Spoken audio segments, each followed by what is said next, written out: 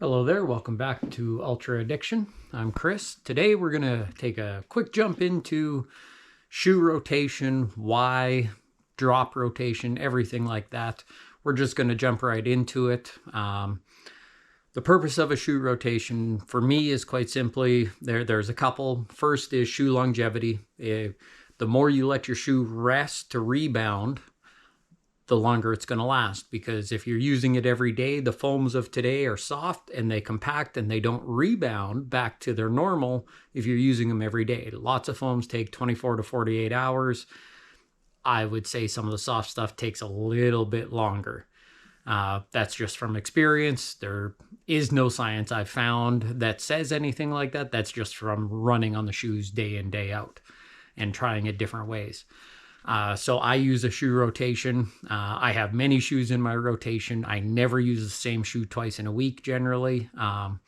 As shoes get older, they don't go on long runs. They don't do anything hard. They do my warm-ups, my cool downs, those slow, easy days. They've been called steezy, slog day, whatever you want to call them. Those junk miles, that's where those shoes come. But every shoe comes in for a reason. I'm going to run through a little example of what I do with my rotation and why.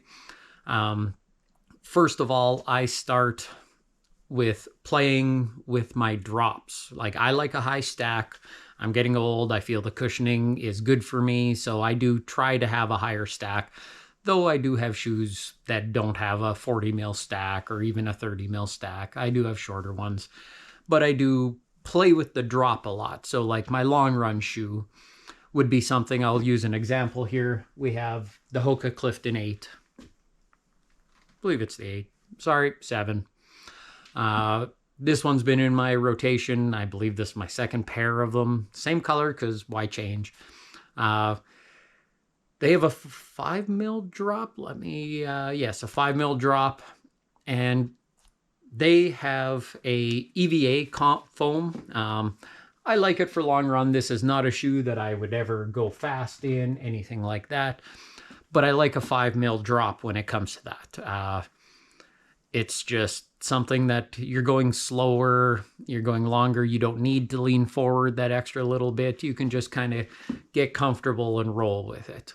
That's just, again, just my preference. I think it's a good way to go about it. It keeps you from leaning forward, so you're not trying to go faster than you should be, because you're supposed to be going a little slower, or, easy run or long run days. You're not running at marathon pace or faster all the time. Next, we move into what lots of people know for me now is the Boston 12. I've loved the Boston series. I enjoyed the 10. The 10 was more of a long run. 11 was still a long run. 12, now we're getting into something that, that's a great long run shoe. I've taken it. Long run, no problem. You can also kind of get into fartlek days, something a little bit quicker. If you're going out for a up-tempo long run, this is what I use. With that, it has a 6.5 mil drop. Yes, it has the rods in there. Yes, it's dirty. That's just how it is. Adidas, their Light Strike is a TPEE foam. Don't question me on what that stands for, because even if I read in front of me, I probably wouldn't pronounce it right, so bear with me. But I go from, okay, I'm getting a little faster. I go to that 6.5 mil drop there. 37 in the heel, 30.5 in the toe. Nothing spectacular, but a great shoe. From there, we're going to get into intervals. We're going to get into faster time trial, stuff like that, where I'm really trying to push that anaerobic capacity, or just flat out trying to push for fitness to know where I'm at.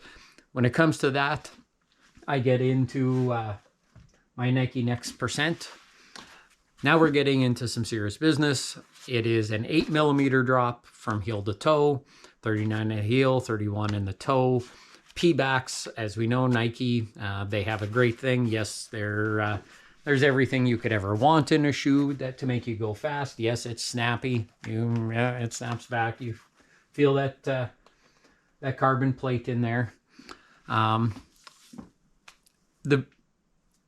the Vaporfly is kind of now, when it first came out, it was a race shoe. Now it's more of a trainer. It's more of a speed trainer. That's just my take. I love mine for speed. I don't race in it. It's just not for me for racing. I'm sure that those that have alphas and everything, they love them.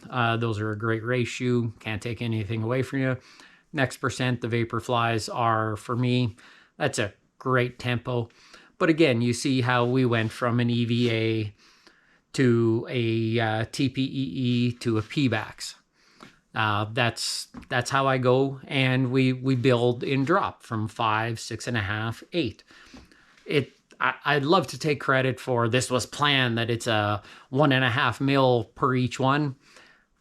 It just seems to be that's how all my shoes are. I do have other long run shoes that fit in there, other middle speed shoes that fit in there, and other high speed shoes that fit in there, that are all in that same kind of zone. It just works for me. I like the idea of changing the drops and changing the foams. The foams aren't all created equal. Some are softer, some are a little harder, some soften as you run. That's just how it is. I feel that every time you get a drop that's different, it's working. Yes, they're all working your running muscles, but it works a different area of them just because of how much of a drop there is. You're not striking at the same place. So that's kind of where I go with that. I think it's great. It created a more full runner out of myself where I can do a lot more with this body. And I know it seems stupid that just shoes can do that, but proper shoe rotation can go a long way and prevent injury. When you're working every part of that muscle, there's no weak spot. So less chance of those injuries happening. And then, of course, come race day, everybody racing the race shoes you have. Lots of people have New Balance. They have Nike. They have On with their, what are they, the Surfers or something? I can't remember right now. Stuff like that. I have not had a need to replace my Adios Pro 2s. I hear the 3 is incredible. I will race in the shoe up to a marathon. These ones are getting a little worn and they are getting close to the end of their life. I will have to replace them. When it comes to the feel of that, it's my thing for race day. You guys do as you please. I can't say there's any one shoe that fits everybody. Everybody likes something a little different, and that's just how that goes. But I definitely urge you to have a shoe rotation. You really only need 3 shoes. You don't have to go as crazy where you don't run in the same shoe more than once a week. That's just me. That's just what I prefer. 3 shoes. A long run, easy run, a kind of speed but could be long run that's interchangeable there, and then a go fast day. And as long as you can get those 3 into your rotation, you should be okay. If you're doing maybe 10Ks, half marathons, your go fast day shoe could probably be your race day shoe too. And I know a lot of people do that, and that's fine. Just make sure you give it plenty of rest. Go fast shoes are softer. They don't last as long, and that's just how it goes. If you take care of the shoes and you give them rebound time, give them that rest, you will see an increase in durability. I'm now over 2,000 kilometers on my Boston 10s. Yes, I did not say that wrong. That's 2 with 3 zeros, 2,000 kilometers on what I paid for, $180 shoe Canadian. I haven't been able to get anywhere close to that. I think 1,400 was my next closest on actually a pair of Under Armours. Just take care of your shoes, get a rotation, take care of yourself, and if ever you have a problem, just go run on it.